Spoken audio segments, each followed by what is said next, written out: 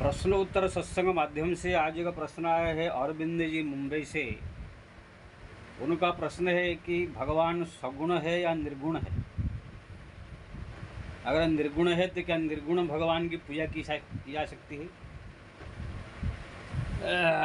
बहुत सुंदर प्रश्न है। देखो भाई, भगवान जो है सगुण निर्गुण दोनों प्रकार है। जैसे कोई बोतल में पानी रखें, वो पानी को जो है अगर फ्रिज में आप डाल देंगे तो एक आकार रूप धारण कर लेगा, तो वो हो गया सगुण रूप। एक रूप आ गया, बोतल जैसा रूप हो जाएगा। वही पानी को जो है कोई से जगह पर रोड पर फैला दो तो उसका कोई रूप नहीं होगा। यानी जल के रूप में कोई उसका रूप नहीं, भाप के रूप में भी कोई उसका रूप नहीं, लेकिन बर्फ के रूप में वो आकार हो जाता है। लेकिन इस तीनों ही एक ही बोतल का पानी है। जैसे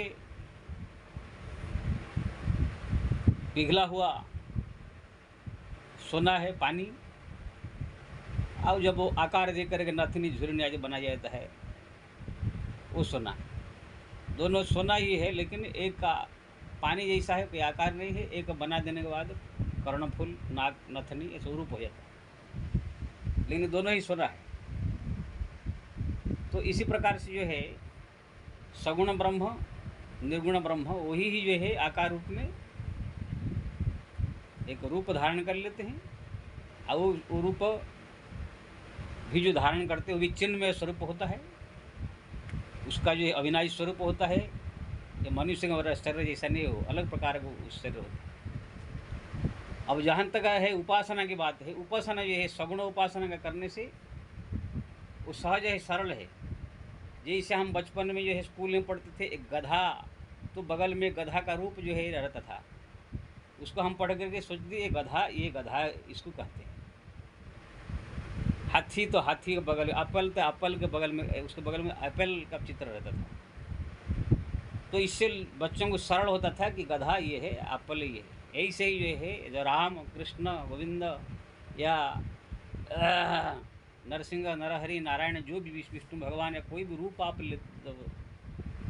ध्यान करेंगे तो वो बड़ा सहज सरल है। आपको उनसे पूजा करने में, आरती करने में, उनको जो है पुष्प चढ़ाने में, उनसे वार्तालाप करने में, वो प्रकट होकर बात भी करते हैं। आपका दुख संकट कुछ होगा तो प्रकट होकर के दूर भी करते हैं, जैसे प्रहलाद मीराबाई आदि का दुख दूर किया।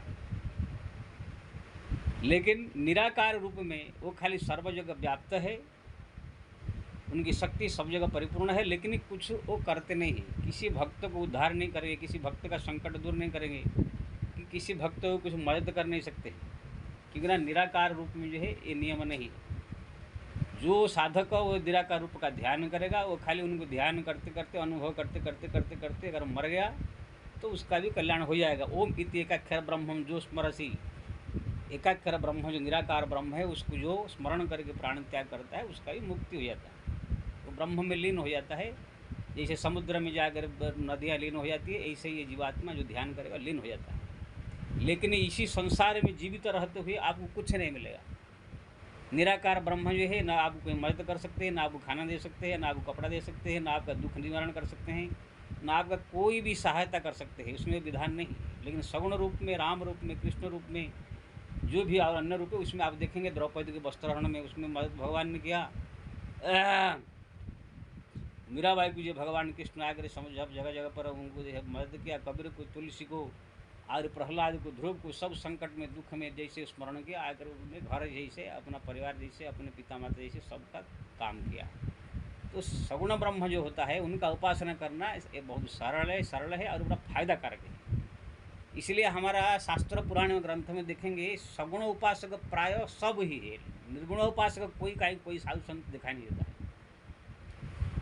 कोई अगर भूल से साधु संत कोई निर्गुण उपासना करने लग गए, जैसे सुखदेव आदि, तो बाद में फिर पश्चाताप किया, फिर भागवत पढ़ के कृष्ण चरित्र गान करने लगे। हमारा शंकराचार्य जी कुछ दिन ये है जगत मिथ्याम ब्रह्म सत्यम कहकर सारा जगत व्याप्त ब्रह्म को उपासना किए, लेकिन बाद में देखा इसमें कोई फायदा नहीं है। तो फिर भगवान कृष्ण का उपासना कर दिए, भज गोविंदम भज गोविंद भज गोविंद मूढ़मते। तरह तरह की जो है राम जी का, शंकर जी का, कृष्ण भगवान का, देवी माता का स्तोत्र सब लिखना चालू कर दिया। तो दुनिया में कोई ऐसा एक साधु संत भक्त है नहीं जो निर्गुण निराकार ब्रह्म का उपासना किया हो, आप करके कुछ पाया हो। अगर कुछ दिन किया तो बन हो गया उसको, अरे इसको कुछ फायदा नहीं है, छोड़ो। मैं भी किया हूँ। पहले भगवान कृष्ण का मैं उपासना करता था गांव में, लेकिन बाद में जो निर्गुण ब्रह्म के बारे में सुना, इसलिए उनका बस थोड़ा भी ध्यान करूँ, लेकिन लिखा कुछ एक पैसा का काम का नहीं। तब उसको छोड़ करके फिर भगवान राम की आराधना, कृष्ण की आराधना, सगुण उपासना में आ गया। इसलिए मैं ये कहूँगा सब साधक को, निर्गुण ब्रह्म भी सर्वव्याप है, उसी का अनुभव करें। हाँ, सब जगह भगवान व्याप्त है, सब जगह वो रहते हैं, हमारे हृदय में, सबके हृदय में। इस प्रकार सब जगह भगवान जो है व्याप्त है। जैसे समुद्र में जल में नमक है, शरबत में चीनी है, ऐसे ही भगवान सब जगह व्याप्त है, अग्नि जैसा सब जगह में। लेकिन वो कोई काम के नहीं, वो जो प्रकट होंगे तभी कोई काम के। इसलिए उनको अनुभव करते हुए सगुण ब्रह्म का उपासना करें, तो सगुण ब्रह्म आपको सब प्रकार से मदद करेंगे, सहयोग करेंगे, आपका कल्याण करेंगे। जैसे सारा संसार में अग्नि व्याप्त है, अग्नि सारा संसार में व्याप्त है। जहाँ भी आप पत्थर मारो चिंगारी निकलेगा, पत्थर से पत्थर, हर एक जगह हाथ में हाथ रगड़ो गर्मी आएगा। लेकिन जब तक आप अग्नि को प्रकट नहीं करेंगे, उसमें आप रसोई नहीं बना सकते, चाय नहीं बना सकते। पत्थर में पत्थर टकना से अग्नि निकलता है, लेकिन वही पत्थर में चाय का केटिल रखेंगे तो वहाँ पर कोई आपको ये चाय नहीं बनेगा।